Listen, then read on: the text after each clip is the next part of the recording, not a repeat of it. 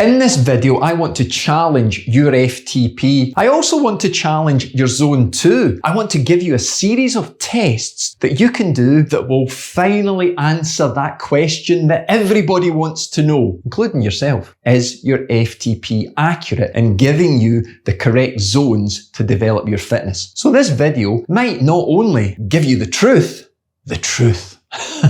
but could open up the opportunity for you to revolutionize your training, because I'm going to throw in another metric, but also boost your fitness and put a bigger smile on your face, because I'm going to help you with your motivation.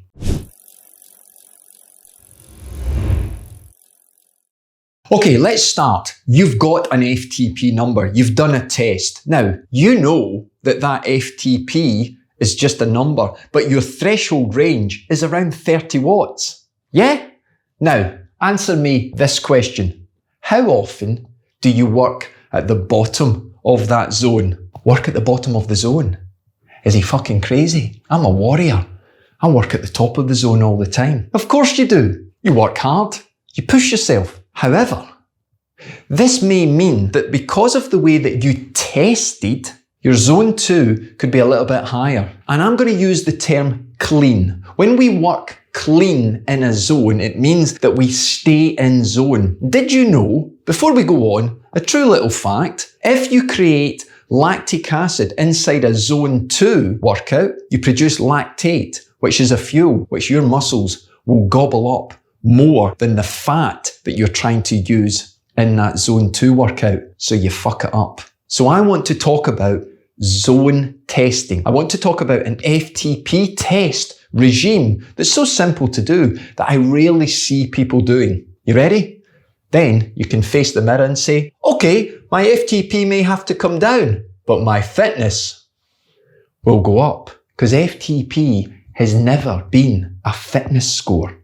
Okay, let's talk about the tests. So I'm going to throw a lot of numbers at you. Please bear with me. You can replay the video and you can get your strategy right for this. Now, warning. The test sequence needs to be done over 10 to 14 days. You need at least 2 to 3 days in between the tests to give the best results. But also, mega warning, your FTP may go down from where you are today. Okay? So that's not a problem. Remember, it's not about who has the highest FTP. It's about who is able to turn up and deliver consistent training sessions all the time.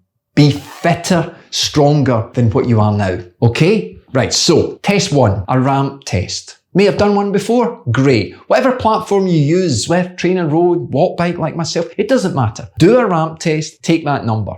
This number becomes the starting point for test 2, a 20-minute FTP test. So you do this threshold test, again on your favourite platform, but you start at the number the ramp test gave you. You finish, great, you've got a new FTP. Might be similar to the ramp test, might be lower, might be higher, doesn't matter. This new number, we're going to do something special with it. Yeah, we're going to go crazy. We're going to add 15 watts to it. Shit, coach, you're giving me 15 watts on top of my FTP. No, I'm challenging you at this new FTP, because you're going to do test 3, which is another 20-minute test.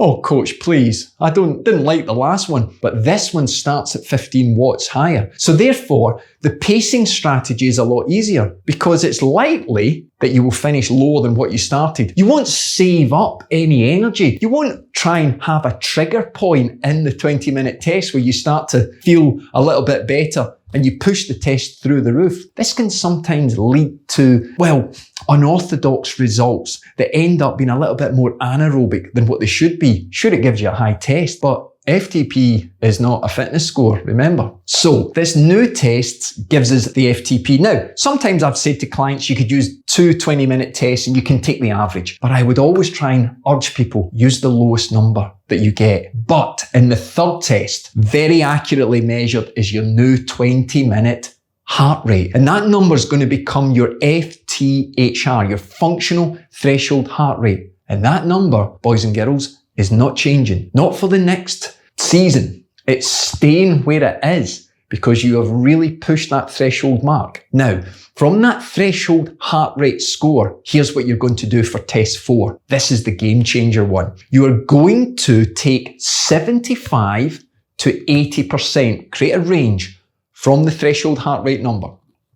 And you're going to ride for an hour. You're going to warm up until you hit the trigger point of 75% of that heart rate. I don't care about power. You have it on, but you're not watching it. And when you hit that 75%, you're going to manipulate the intensity to stay at 75 to 80 for the full hour. You can't go over 80. Your zone 2 can actually go up to about 83% of that, but I don't want you going there. Stay 75 to 80. Once you finish the test, you've got this new average power for a zone 2 heart rate. And this number becomes the number you are going to move. I challenge you now, over the next 4, 6, 12 weeks, to add 15 watts to that number. Through whatever training you do, and if you join the Facebook group, you'll see me talking a lot about particular workouts that will help you develop this. If you join the live chat as well, you'll see me talk about it every week. But the thing is, that's so super important that you start to realize that internal metrics of heart rate, RPE, are super important. Power is a great measure. It's easy to analyze data. It's easy to get feedback very quickly. It's easy to get dialed into the zone. But if the zone is too high at the lower end,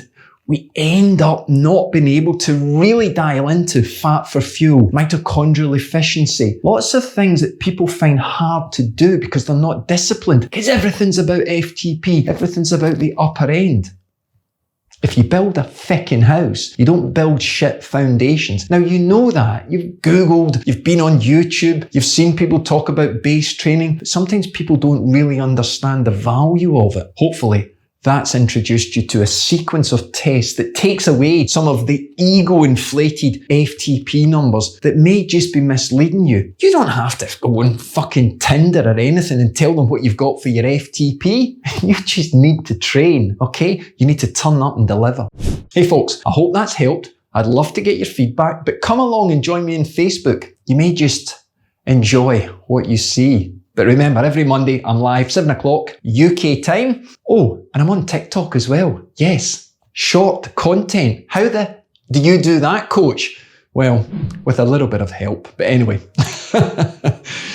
you stay safe, keep spinning, keep smiling, keep zone 2ing, and I'll see you in the next video. Take care.